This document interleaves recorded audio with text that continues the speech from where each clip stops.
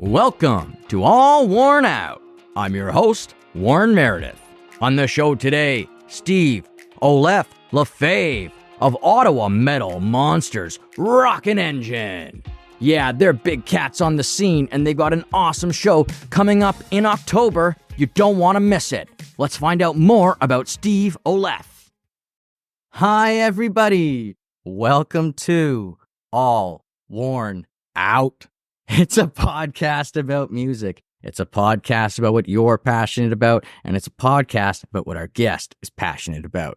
Today, we are very lucky, fortunate, blessed, excited to have a powerhouse vocalist, guitarist, dare we call him a band leader. I don't think his band would mind at all. It's Steve Lefebvre of Rockin Engine. Hey, everyone. Steve, how you doing? I'm doing good. Thanks, man. So good to have you on. Good to be here. We had, of course, the Buzzard on, JP, Yeah. and then we had your son on as well. Yeah. So it's finally your turn that we get to pick your brain. Mm-hmm. And yeah, have you had a good summer?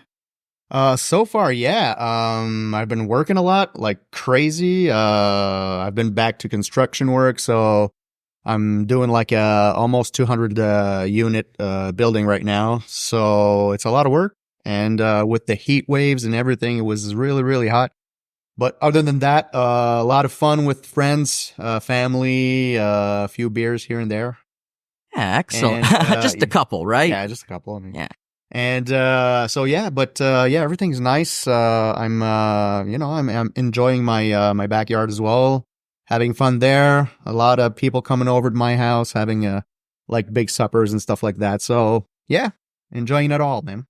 Yeah, I wanted to talk to you about this, and I'm glad we can just start off with it. Okay. The food porn that I see on your Facebook and on your Instagram, like, it looks really good. Like, It is. I mean, have you always been a good cook? Is this something you take pride in?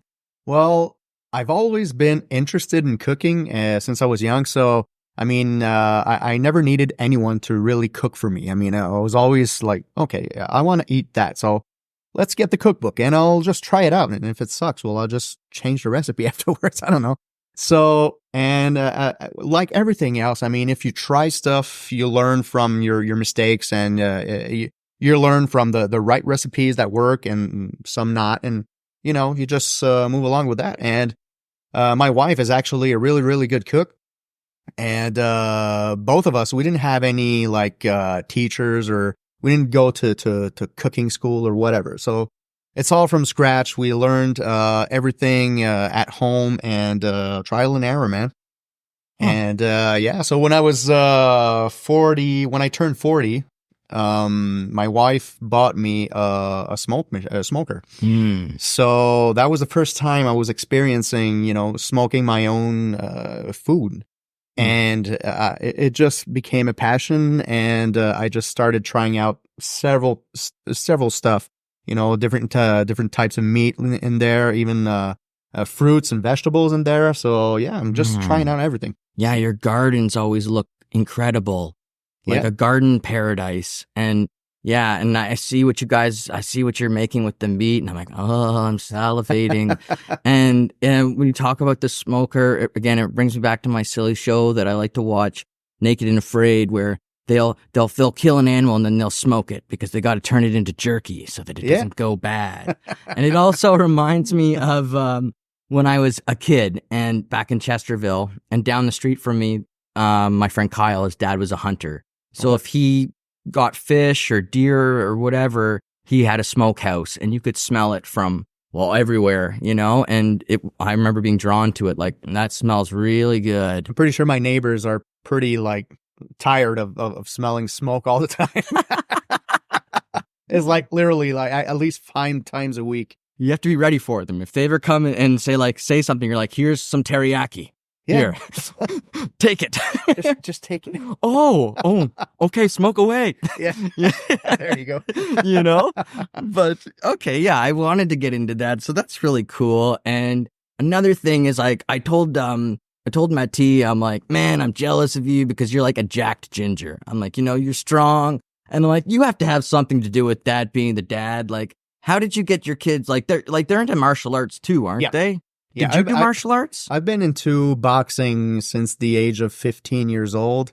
I did a lot of gym as well, and throughout my 20s. So I was doing boxing and hitting the gym a lot, during my teens and my 20s.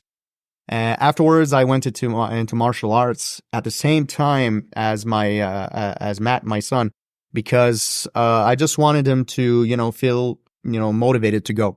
Yeah. And I was looking for something else as well at that point in my life. So I just wanted to change things up a bit. And it turned out I really enjoyed it. And I've been there. I was there for like at least 10 years.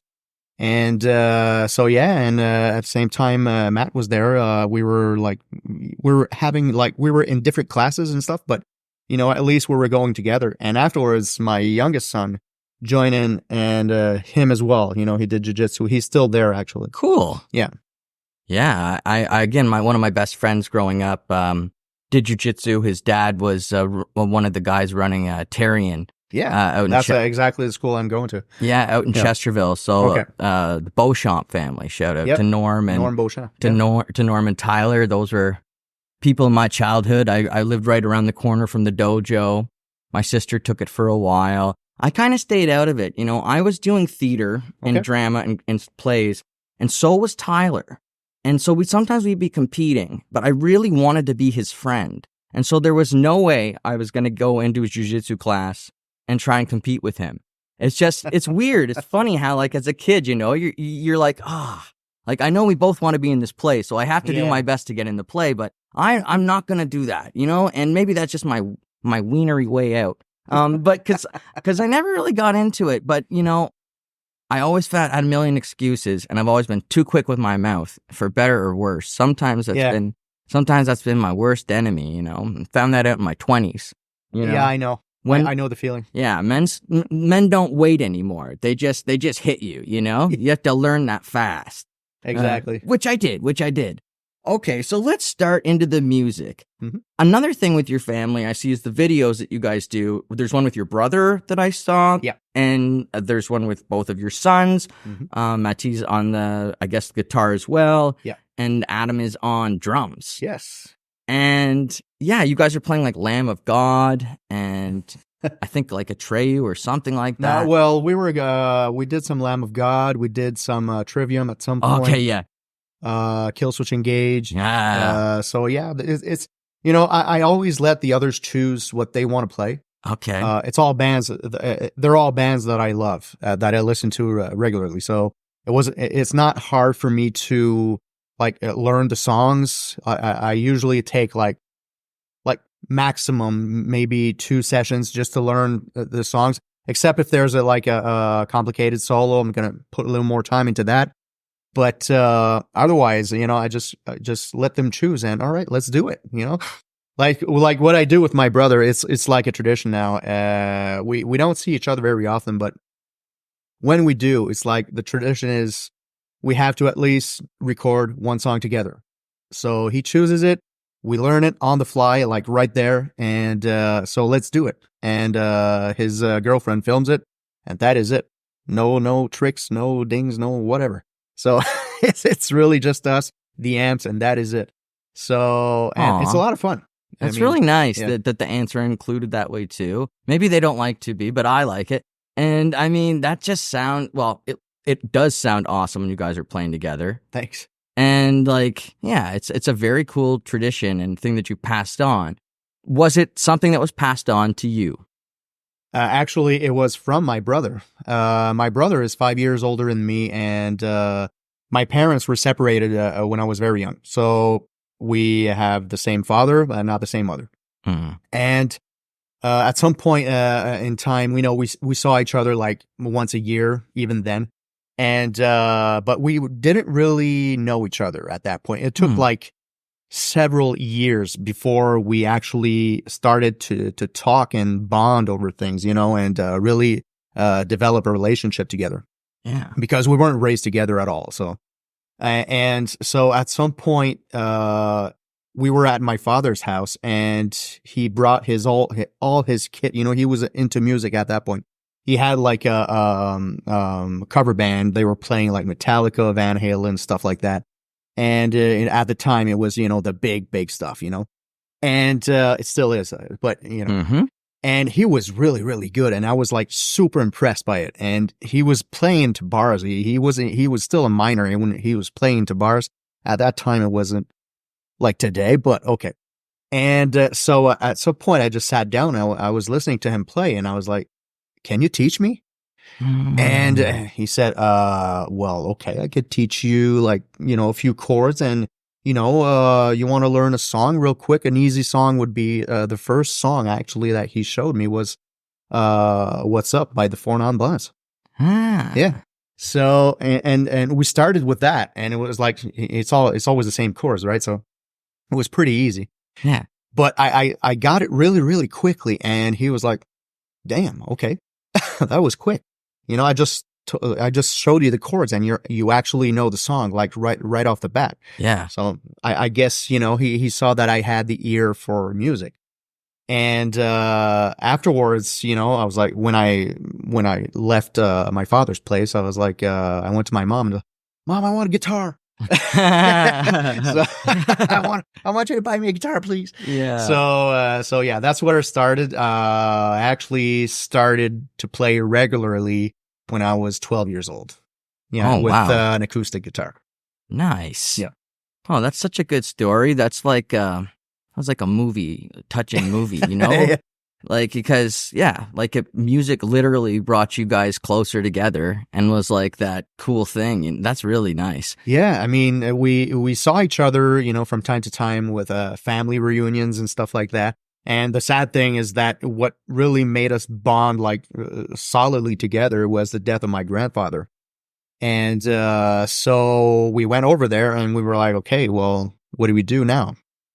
So I was like, oh, you guys want to grab a beer somewhere? Oh, yeah, sure. So that's where it all started. Yeah. So from that point on, we like always talk to each other, and it just started that way, really. And so yeah, I mean, it's funny how life goes sometimes. Yeah, Yeah. It's really funny. So you're 12 years old, you're playing an acoustic guitar, you're picking it up fast. And one of the things that I spoke about with a past guest on here was teaching rhythm to new players, and that it can be like a real issue. So rhythm must have just came to you really quickly as well, because you were getting that initial patterning down. Yeah. Like I told him I was trying to get my uncle to learn Horse with No Name. Well, my uncle asked me to show him, and when my uncle was trying to play it, it wasn't right. And so then I just took the guitar, right? I'm not good at guitar, folks, but I took it and I just played it for him. And cause rhythm's fine. I'm obviously, and he was just like, why does it sound right when you do it? I'm like, rhythm, man, rhythm. He's like, rhythm. I want to play the drums. I'm like, no, but you need to know rhythm. It's like what makes songs really different in the end sometimes, But before that, when I was in like a preschool and stuff like that, well, maybe not preschool, but when I was really young, I had this little drum, like electronic drum, like it had like 4 pads, and it was really small, and it has like stupid sounds on it. But you could learn rhythm from that. So I was always jamming on it. And I didn't even have drumsticks. I actually took pieces of wood outside to play on it because I broke my drumsticks at some point, and my parents didn't know where to buy me drumsticks. So, all right. So I was playing with everything on that, and with my hands too. So I learned rhythm really young, and it just kept on, So music for me was like inside of me. It wasn't something that I learned in time. It was already there. It just developed with different instruments, the further I went into learning music, into music. Okay. So, but yeah, I mean, I've been listening to music since I was like, I don't know, man, like 3 years old. So, I mean, yeah, it just gets into you. I mean, you just feel the music and you just play it. I could grab like a small piano on the ground, like a kid's piano, and just, play a song. And my parents or the visit was like, hey, he's playing. Is that a song from Aerosmith? Yeah. Yes. Yeah. So it kind of started that way. Yeah, it's an ear thing. Yeah, for a lot of us, it's definitely an ear thing. And That's cool. Like, it's a similarity with so many of us on here that when we were kids, we just started doing stuff and our parents were like, what the heck? Because they didn't show us nothing about it, you know? Not at all. And the thing is, I'm watching my 11-month-year-old niece, and like, I don't know who shows her anything. Like, I don't get how she figures things out, but she just does. And like, her sense of rhythm, like with the egg shaker, is really impressive. And she just decided to dance on her own, like starting at around 8 or 9 months, you know? Yeah. So I don't know if she sees it and then she does it, but I think it's just she has that sense of rhythm and music in her. And I think that's so cool that we could maybe have it innately in us, that we understand it, or some of us do anyways. Yeah, you feel it somehow. I mean, that's when I see people dance. I mean, you got to have rhythm. I mean, it's like music. If you don't have rhythm when you dance, you're going to suck. Yeah. You always got to count to 8 when you dance. And I took dance class. Yeah, as a I know. kid, I heard. So that threw me off when I got into bands, right? Because it's not, you're counting to 4 most of the time, unless you're doing a little bit something. Well, you probably don't. I mean, with metal timing, that's probably different. Sometimes. Yeah, it's like, what is it, like 6/8 or something? Or yeah, it depends. Okay, yeah. It switches in the song. Yeah, you know, like, so I'm not great at that, but like, I've always had a good, just knowing where I'm at in the song, and thankfully, but I'm not great with lyrics, memorizing lyrics. I'd say it's one of my things I really have to work at, like, quite a bit. How do you find it? Because you're doing guitar and lyrics. Yeah. To be honest, it was a long process. Me and the other Steve in the band, we started playing guitar together. Actually, we met into a jiu-jitsu class though. So there you go. It brought us together. Cool. And at some point I heard him talk about jamming with some friends and stuff like that. So I was like, oh yeah, you play music? And he played the guitar. And at that time, he was saying to me that, you know, his singer slash rhythm guitarist kind of was lost motivation, you know, to play in the band. He wanted to do like softer stuff, and they were into like Slayer and stuff like that, and Children of Bodom, and so it was really different from what the singer wanted to do. So and so at some point I said, well, you know, I love to play those things, so if you want me to come over at some time just to jam along and just to have fun, you know. He's like, yeah. So the week after that, I went to his place and we started jamming, and the drummer was like, you're in the band. I was like, okay. I don't want to start a war here, but okay. So, and was that Joel? No. It was another drummer. Okay, yeah. It was Rockin. Okay. He was he's a good friend of Steve's. He's my friend now as well. Cool. And we still keep in touch from time to time. And but yeah, so it started that way, and we started a band with a girl. She was singing at that point, and afterwards, the drummer and the singer started a relationship together and fucked up the band. Oh, guys, don't do this. This is something I've talked to someone else about this week. Just don't do it. No, but in all seriousness, it's fine. I mean, they're still together, and I love them, and they are great together. And but yeah, so we ended up, me and Steve, just jamming alone at the basement. And at some point, I met Joel in my life, and I contacted him, and you know, if you want to jam a few times, you know, during the month, you know, just let me know. Yeah, it started that way. So he came in, to make a story short. Started drumming. We had a bassist coming in as well, his good friend, Fred Bilodeau, Fred Beaulieu, sorry. And afterwards, you know, we kind of had a band, but we didn't have a singer. And so at that point I was like, well, maybe I can try. So I started, you know, singing, and I sucked so bad, you know, because I was trying to concentrate on my guitar and the lyrics at the same time, even though I had the lyrics in front of me. But when you're trying to read and play the guitar, if you don't know these things by heart, your brain is not working properly. You know, you're fighting each other. You're fighting the guitar and the vocals. So you need to learn this stuff. And what I did is, at some point, I kind of made like some mental markings, if you want. just to know that, okay, when I do this with my guitar, I know that I should be there with my lyrics. And then, it just started that way. Nice. And it's the way I build it up, It's kind of like you weave them together in your mind, key points. Exactly. Keeps you on track. That's cool. So, to be honest, if you play me like a part of the song at this time in the song, what are the lyrics? I don't know, man. Yeah. No No, clue. I understand. I mean, to me, it's Yeah, like, yeah. it's just the process of, the song going along, and it just flows with it. And if you just ask me, what are the lyrics at this part? I wrote them, but I don't remember, man. Yeah, no, I know. I have similar things going on, and like I've said on here before, if I ever mess up, Alex, my bassist, is singing. Yeah. He's singing the correct words if I look over at him, and he's like, ha ha ha, I know it. And I'm like, damn you, why am I so incompetent? But anyways, Well, he's only playing bass, right? oh, ouch. He's darn good at it though. So, and he likes to dance a lot. I'm just kidding, Alex. I love you. There you go. Everybody loves Alex. You have to.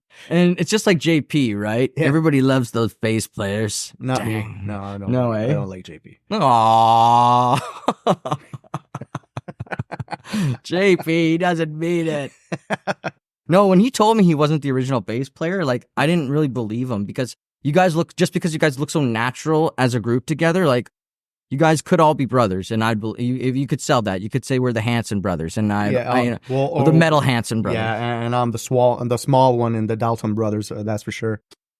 Well, if that means you're a movie star caliber. If you're short in today's world, that means you're Tom Cruise. You're one of those guys. Maybe. Totally. Yeah. I could see it. Okay. So you guys have all these. Well, actually, what was your first band?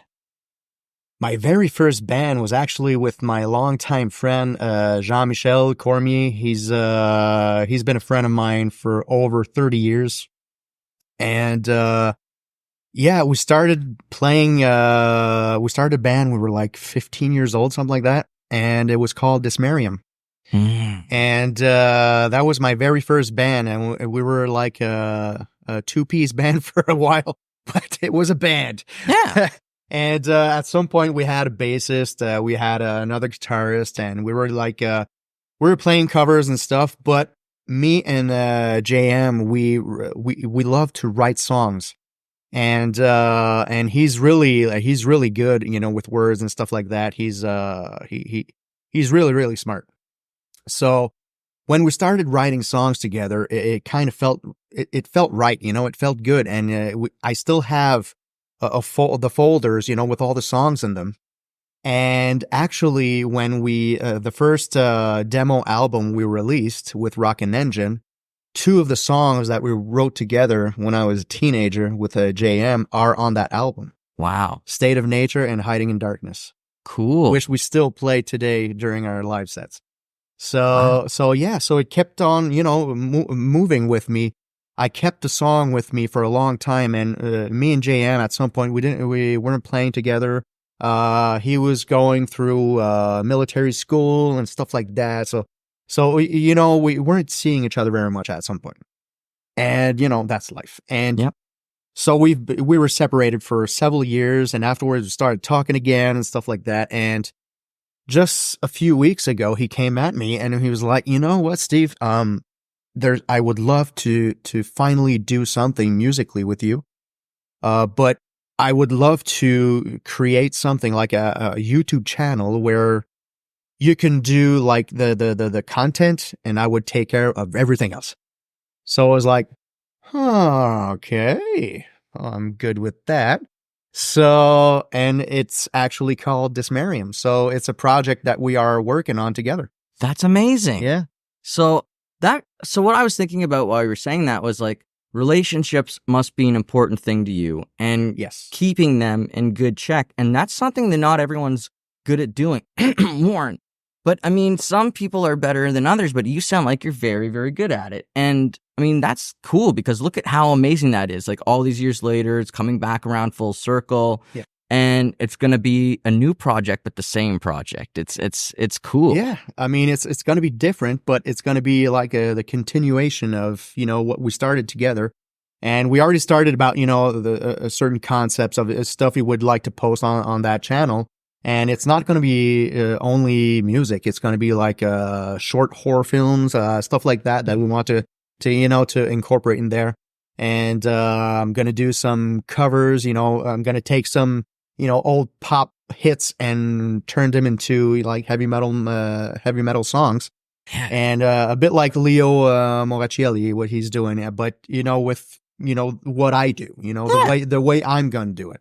So I don't want to copy, but I mean, there's it's not about tons that. and tons of people doing it right now. So, but it's really to do it because we want to do it. It's That's not right. because we want to hit big. It's not because we want to try to be different. It's really because I'm at some point in my life where actually we are all in our band, our current band, at a point in our lives where we want to play to have fun. We want to have fun. We want to enjoy being in the band. We want to enjoy everything that's involved within the band because, first and foremost, we're friends, we're brothers. And if we can't, stand each other, in the process, what's the fun in that, And that's the reason why relationships for me are really, really important. Family, personal lives of every member of the bands have to come first. Mm. And that's an understanding that we had, from the get-go with the band, professional life, family life, your personal life, it has to come, first before everything. And afterwards, we're having fun. Yeah. That is it. Yeah, it's so important when you start anything with a group that it's almost like you start off with that chart and you write down like expectations, Yeah. What do you expect? What do you expect? Because you need everybody lined up on that. Like Exactly. if you have one person in there who's like, no, I don't have a family and I don't care about that. That guy's probably not going to jive or fit into that dynamic. You know what I mean? There has to be a shared understanding. Yeah, absolutely. But I think that's great. And obviously, like I said, I can't imagine anyone but who's in Rockin Engine right now in the band just because all my memories are you guys. And they're strong memories. Like I said to JP, you guys are fantastic on stage. You've built an amazing live stage performance where people who are fans get to take part and be on stage with you. Yeah. And I love that. I absolutely love that. And so I want to ask you, when did you discover metal? When does metal become a big thing in your mind? Oh, that's a good question.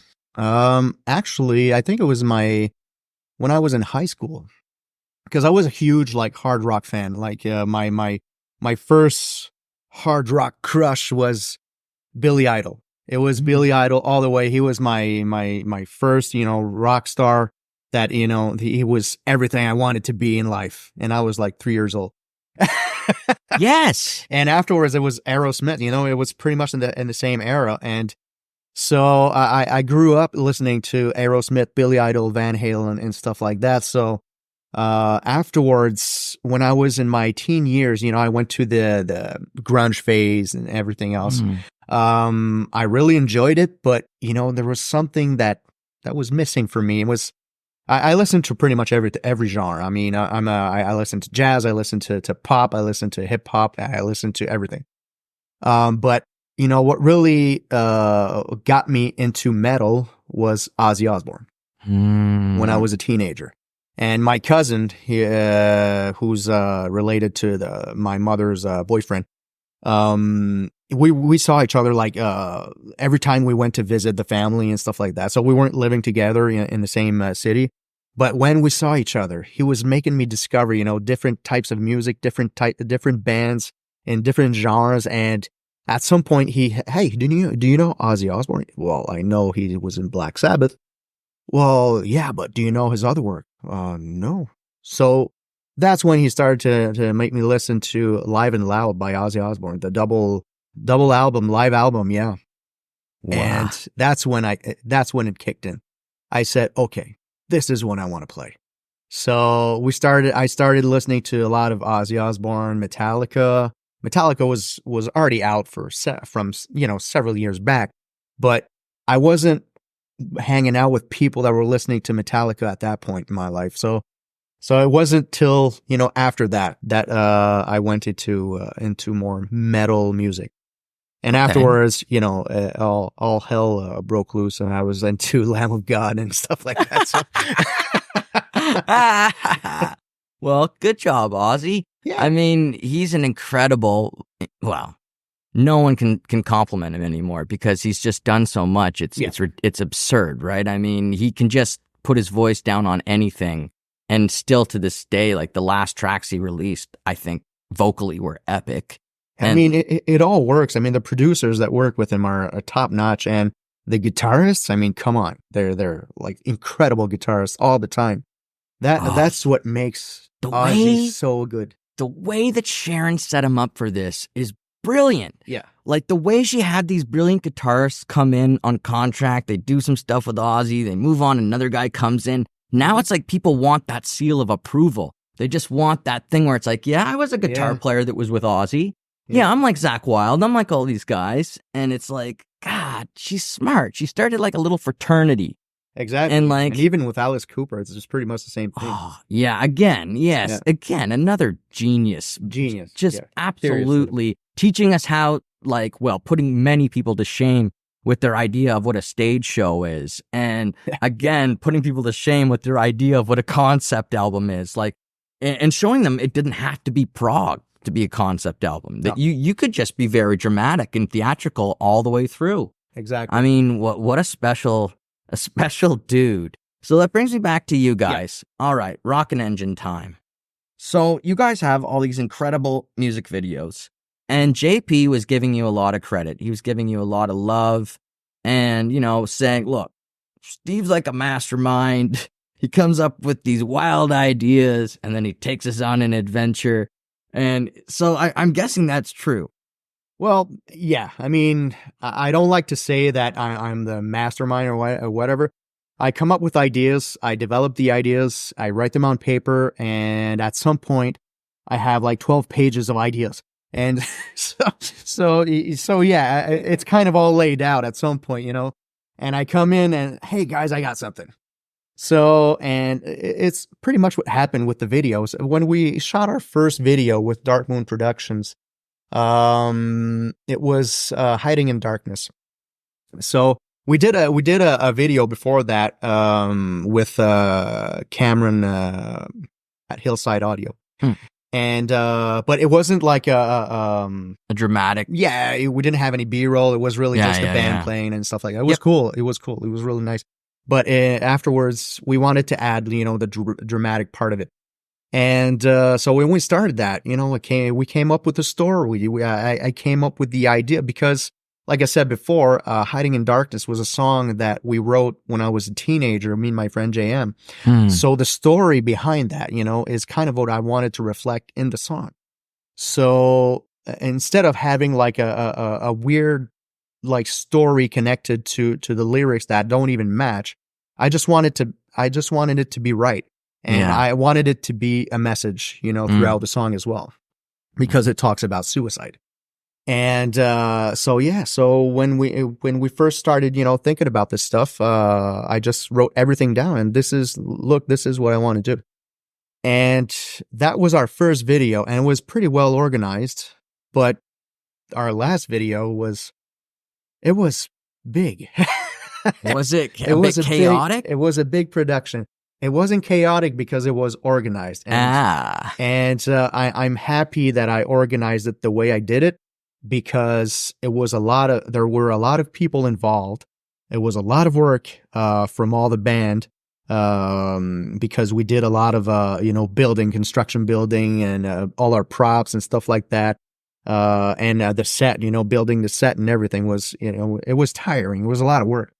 Yeah, I have skills that when you do your music videos, you almost use different skill sets that you have to create things like carpentry or electrician or whatever it might be, right? You're able to rig these things together and bring your music video to the next level. Yeah, I mean, it's the way we can, save some money because let's be honest here. I mean, shooting professional music videos, it costs a lot of money.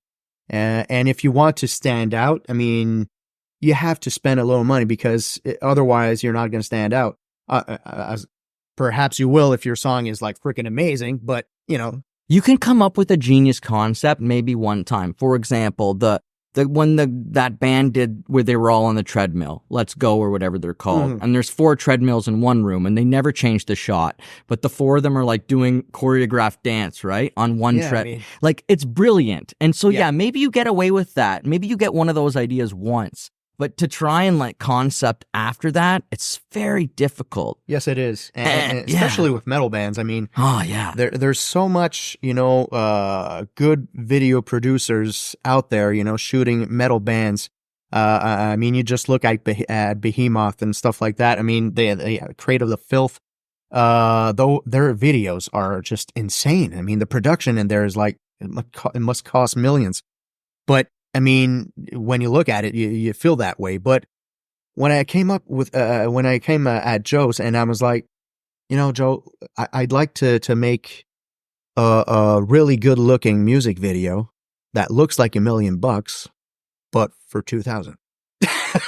So he was like, well, you're going to have to work, buddy. And that's what we did. So, I mean, he, on the creative side, he helped us a lot, into thinking of what is doable, and during the set, for the filming aspect and everything. So based on that information, we started to build our props. And like JP said on your show the other time, I mean, we had a spinning wheel that was like 10 feet tall. And I was the test guy. I was the test dummy in that wheel. So it had to work, man, because when you're upside down, the feeling is freaking weird. And so if I can, roll on that wheel, I mean, a small girl, like 100 pounds, it's not going to be a problem. Yeah. And so that's what we did. And then we built the actual box that we cut in half at some point in our video. And that was cool as well. So the concept and everything. And a bunch of other things. I mean, I even had like silicone prosthetics that I made from my arms and my feet that the butcher would. That was the hand that the butcher's chopping? Yeah. It's actually you? It's That's actually cool. Me. Yeah. That's cool. Yeah, it's all mine, man. It's all, even my foot, it's everything. It's all me. Oh. So I did that at home with the silicone, and I had my I had everything, my molds and everything just to pour everything in. And it was fun because I learned a lot in the process. And it was fun to have that final result and see, hey, man, that's my foot. It was kind of funny. Did your wife think you went crazy? She was creeped out. Yeah, I'll bet she was. I had my hand like on the top shelf there, right there. I was like, oh, that's so creepy, man. Oh my God, that's you gotta take great. this out. So like it's gore-tastic fun, right? I think that's something you guys call it, gore-tastic. And like, what is your connection to, well, you've got the Evil Dead 2 shirt on. Yeah. But like, obviously you like telling these horror stories and you're pretty good at it and dramatizing in this horror fashion, like the Carnival of Evil. Yep. Or, well, all of them really. Monsters Under Your Bed. I mean, you've got the arms coming up and grabbing the girl, which I think is awesome. And then Let It Burn, where you have the fire effects, which is very awesome. State of Nature. What was that one? State of Nature is about vampires. Okay. Oh, yes. So the girls, and that brings me to locations. So all those people out there that want to make music videos, Steve gave you some really good tips, which is, do it yourself. Come up with a great concept. Yep. Start with a concept that's doable. For me, that comes from a location. I cheat. I go places and I go, oh, and a story just develops in my head. I mean, it's not cheating. It's smart. It kind of fell upon me too, right? Like when we were jamming across the road from the Mad Max set for Wake Up Boy. So every day I would drive by it after jam and I would just go, I'd envision it. And I just go, oh, that'd be so cool. And then, one day you decide you're gonna go for it. And it's like you said, like Dark Moon Productions is so important for you. Finding that connection of somebody you trust, who is a professional. It's another big important thing. You are going to have to spend some money, and where that budget should go, mostly on that guy. I mean, I'm pretty sure there are other producers out there that are really good. Yes, of course. But like I said earlier, I mean, for me, it's about maintaining those relationships, because I think that's the most important part of it, of being in the music industry. Those relationships will bring you like further, on the way, because you start, having a trust with each other. You start trusting each other with the process, with the results and everything, and you worry less about the business and the production aspect, and you focus more on the artistic aspect at that point. So, and that's really, really important, because at some point, even in our band, like last week, we had this huge conversation about what we were thinking about, the future of Rockin Engine, how we were envisioning it, and we just wanted to come back to less business, more fun. Yeah. So if you can have all the fun you want during the process, you have to create good relationships, because if you're dealing with poor-minded producers and it's just unexperienced people, really, that is gonna cost you a lot of money on the long term, and the result is not going to be really, really good. No. So having guys like Joe and Lisa producing your music video is the best thing that happened to us in terms of visuals, because I mean it's something that I can look at 10 years from now, and I'm still going to be freaking happy about it, right? Because it's awesome. Yeah. And it doesn't have millions of views, but I don't care. It's not about that. It's about that. It's about the work you put in, and did it come out close to how you envisioned it? Absolutely. And then if it wins an Oscar or not, it doesn't really matter, because you had an artistic vision, and did you see it through?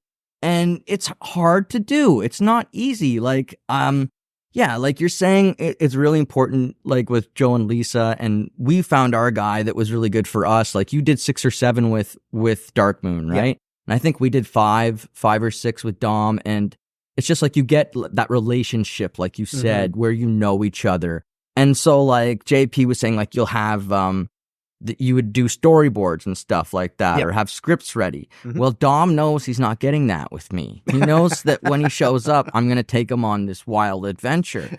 So I tell him gear-wise what I want him to have. So like for the pirate ship video, I said, look, there's going to be a bunch of pirates, and we're going to do some pirate stuff. And he's like, what does that mean? I said, don't worry about it, Jar. And I said, just make sure that you bring a drone with you. Nice. And he's like, a drone? I'm like, yeah, I want shots from above. I envision shots from above being helpful. But otherwise, I bring him, and he should probably charge me more, but he knows that it's going to be fun. My people, our people, we share them. Yourself, myself, Seville, and so many bands in the city, we share this amazing scene of incredible fans that act on stage with you, act in my music, act in our band's music videos, like Trevor Phillips and all these incredible people, right? Like that we do this because of you guys. Like, yes, we have a lot of fun doing it, but ultimately we want to know what you guys think about it, because you've been there. They've been there since the beginning, all these people that exactly that I'm thinking of. Exactly. And at some point, that's something I really wanted to do, just bring the people onto our side of the stage, and for a lot of them, people have never set foot on a stage before. So it was pretty stressful for a few of them. But, with the scripts and everything, and everyone, being disguised in disguises and stuff like that, it was kind of, calming the situation down. And before the first show we did with all the theatrics was at Rocktoberfest, the one Marin organized. It was awesome, to be honest. Thanks again, Marin, for inviting us. Us too. Thank you. And so on that night, it was the first time that we were having like a lot of guests on the stage with us. And you know as well as I do that the stage at the Rainbow Bistro is not that big. I wouldn't do what you're doing. When you have a lot of people like that coming on stage, I mean, it's really small. You guys make it look easy. You guys, like you said, you're organized. Yeah. Yeah. I mean, before the show, I mean, some of the bands were like, okay, they were chilling out. They were going for a snack and stuff like that. Me and Joel were actually taking measurements on the stage to see, okay, where's this going to fit? Where's this going to fit? Where is this prop going to go? Where's this? Where's this? Where's that? And afterwards, I was like, okay, now I have to relook over my script because some of this stuff, you know, has changed like right now. So that's right. Blocking is changing. Everything is changing. Exactly. Yep, on the fly. So everything had to be done before the actors came in, so I can be prepared for them to, you know, to give them the information and everything. So yeah, that was a hectic night for me. It was a lot of stuff, but the result was awesome. I mean, everybody had a lot of fun, like everybody, and it was cool. I mean, everybody there, except for the cleaning guy. The cleaning guy probably still hates my guts right now. But, I mean, the show was good. There you go. So, yeah. There you go. People were in there enjoying themselves. That's what matters. I mean, it's fun to be able to let people showcase their art as well.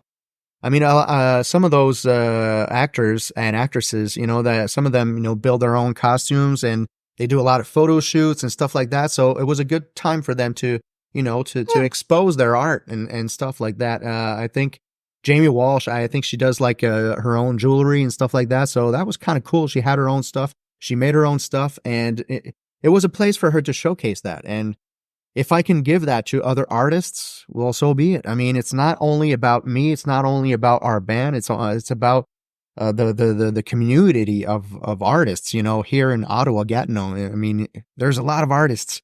I mean, everybody deserves to be known. If you're not helping to build a community with your band's not likely going to go very far, and it's not likely going to be a lot of fun. All the fun is the community. All the fun is meeting these people that want to get into it, that want to enjoy it on that level and take part in the passion, want to support you. It's like I've said on other episodes, like about people coming to support us when we were in Toronto, like how mind-blowing that is. Like it doesn't really add up when you're there. It's sort of bizarre. Yeah. Like you're in Montreal or you're in Kingston or you're in Toronto and you're just like, well, you come see us in Ottawa, but now you're here. And it's like, that's crazy, man. You know, it's a beautiful thing where it's like, again, it's all community based and you're good to people and they're good to you. And you make a scene for them that's fun, that they can take part in. So thank you for doing that. I know they all appreciate it and they love the work you put into it. And for myself personally and for my band, when we're investing money in music videos and going at it as hard as we can, it helped a lot that Rockin Engine was doing the same thing. Yes, we were in different camps. Yeah.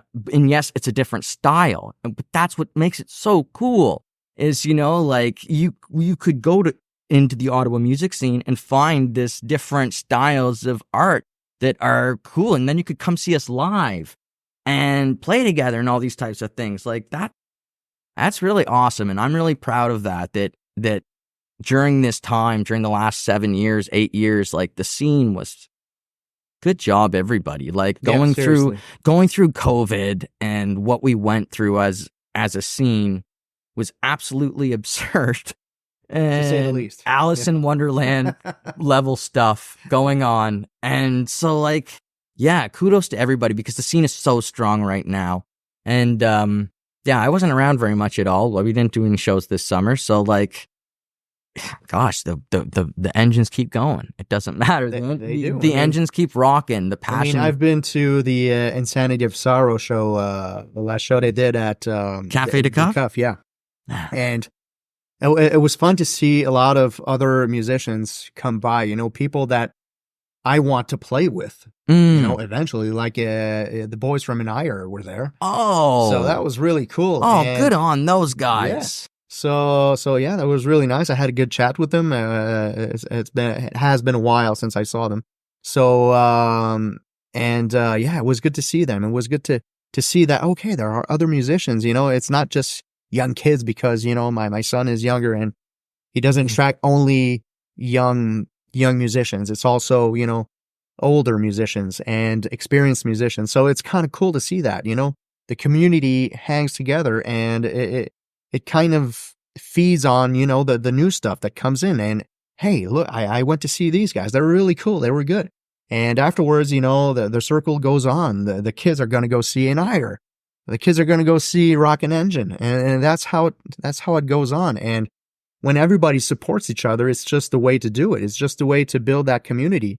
And when someone needs help with something, or needs someone to collaborate with in a song, I mean, that's where the fun comes in, because you have so many options afterwards because you've been nice to others and, people are nice back at you. And that's where you can feed on that and grow as a band and grow as a person as well. Yeah. And I do think that attitude that you possess wore off on the scene that you were a part of.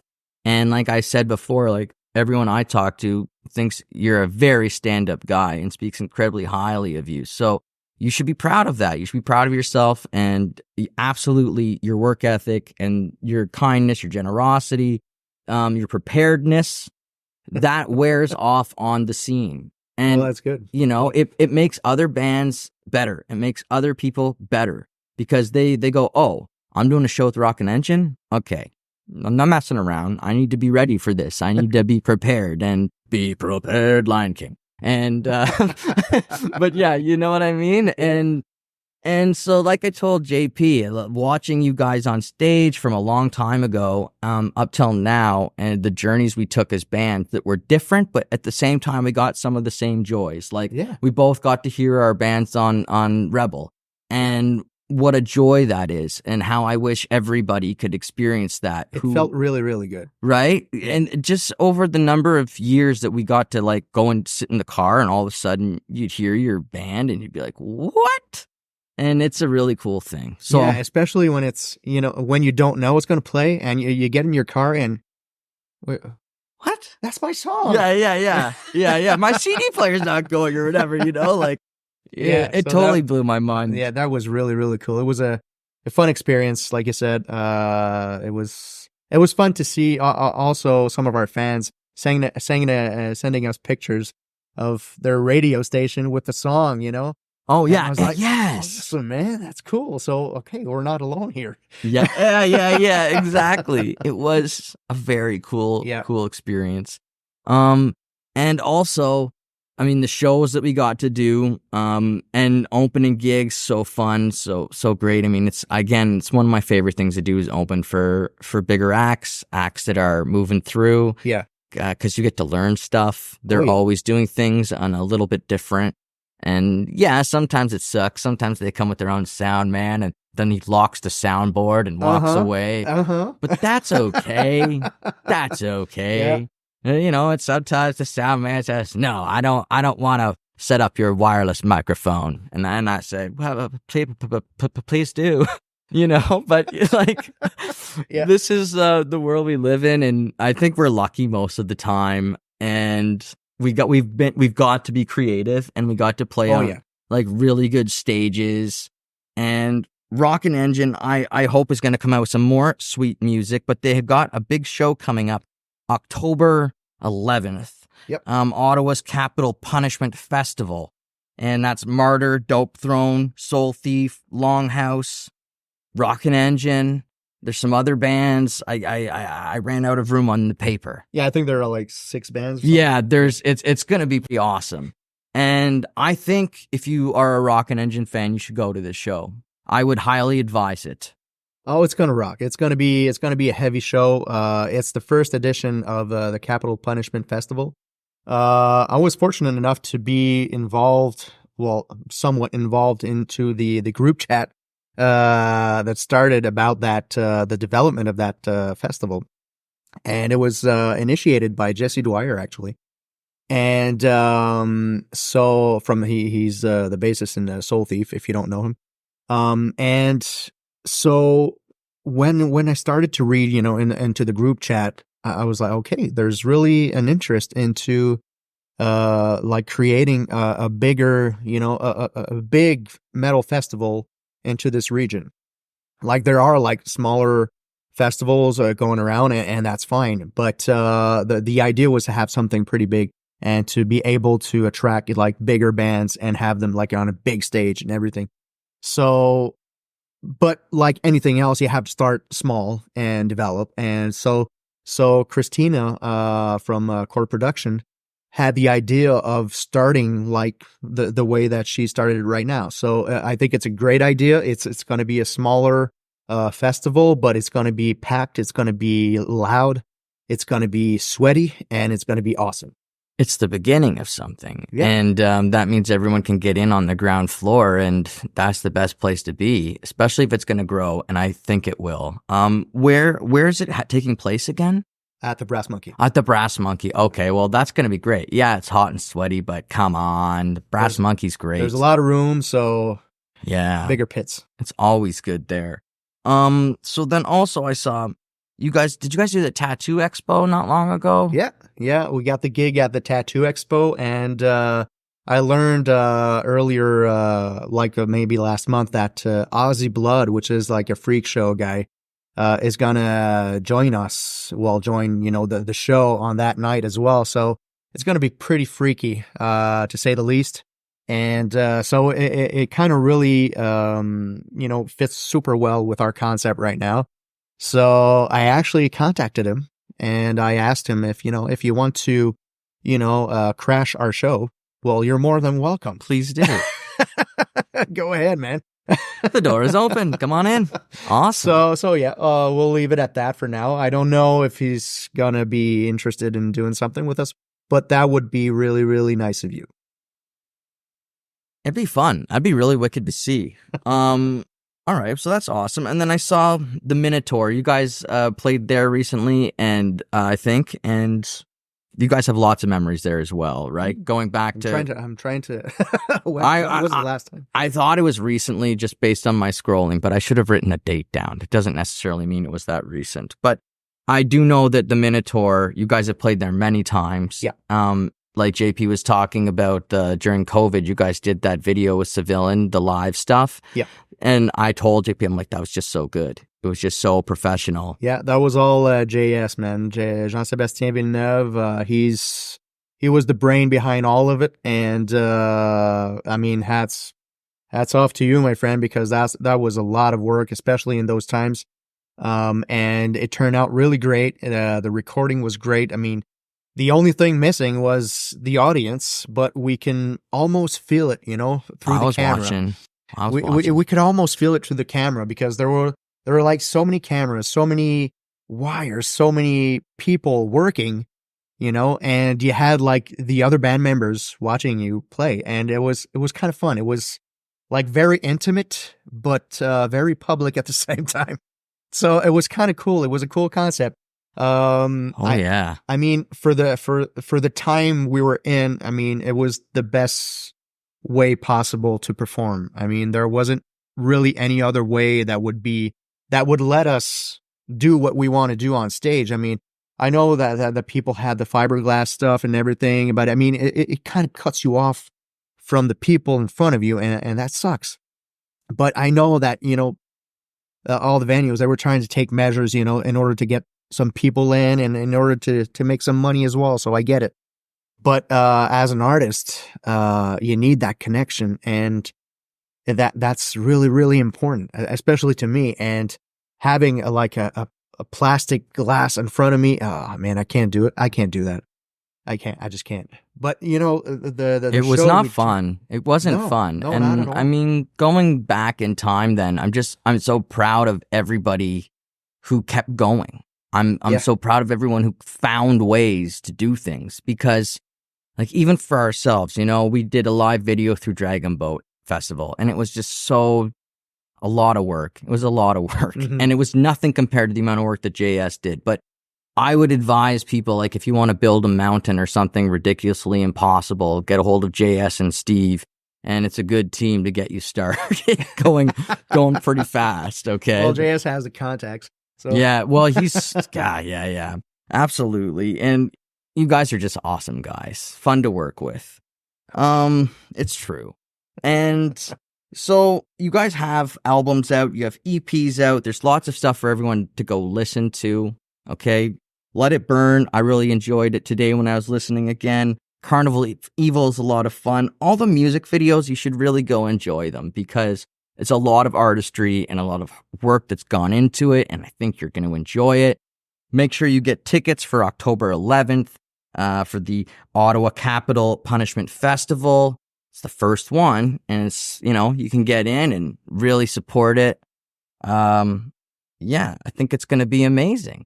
And I look forward to whatever you decide to create and put out next. That channel, when your channel gets going, we'll have to have you back on. I want to, absolutely. We'll have to share friends, share subscribers out there in the interweb world. That's the way to do it. Yeah. Well, hopefully, right? It's not easy. It's not easy out there in the wild, wild web. No, it's not. But so.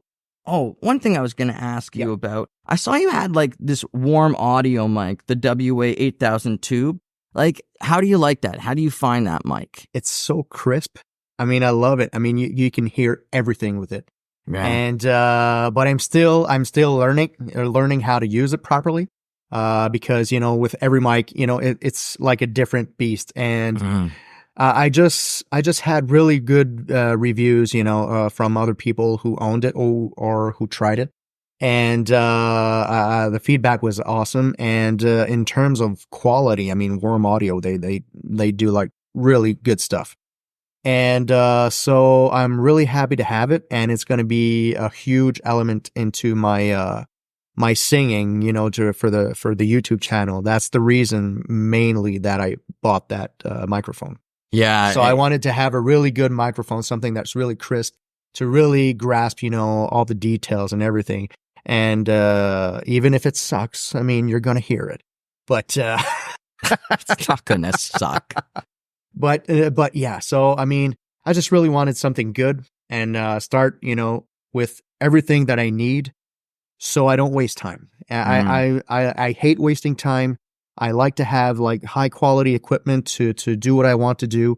And that was part of that. Yeah. I used it not many years ago, but like pre-Taming Sorry and in the old Ginger Fox days, we got something similar, to record with. And just because like the Neumann is so ridiculously expensive that finding an alternative option sometimes is not a bad idea.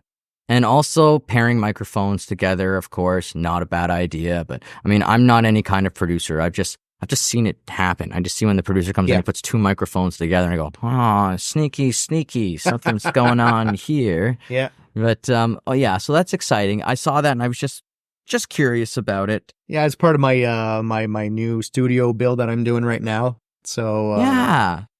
So, like, your studio already looks really cool. It has the Wall of Laura. Yeah, the Wall of Laura. Laura Collins.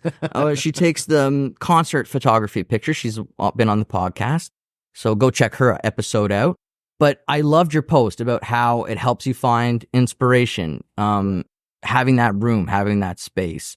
And I could easily see you doing, like when I see that space, I'm like, I can easily see that being a space like a studio. But I can tell you're making changes. You're making some improvements. Yeah, because, at some point, when as a musician, you kind of hit a wall, in terms of not motivation, but in terms of inspiration and stuff like that. So I needed to do something. I needed to create an environment where, it feels easier to create, easier to write, and having those pictures on my wall as I write music, it just helps, because I can see that, that huge picture of me. That was when we played the finals at the Rebel Rock Search at Algonquin College. And that night was very special to me because it just showed me that, okay, I mean, anybody can do this. I mean, if I did it, I mean, anybody can. So, and I did it once, so I can do it again. So it's kind of a reminder that, okay, I've been there and I can do it again. And I probably will at some point. And the others are like inspiration from other musicians. Like I love Corey Taylor. I think he's a good musician. He's a beast on stage, whether with Slipknot or with Stone Sour. He's an artist that I enjoy listening to. And he has a voice that is very similar to mine.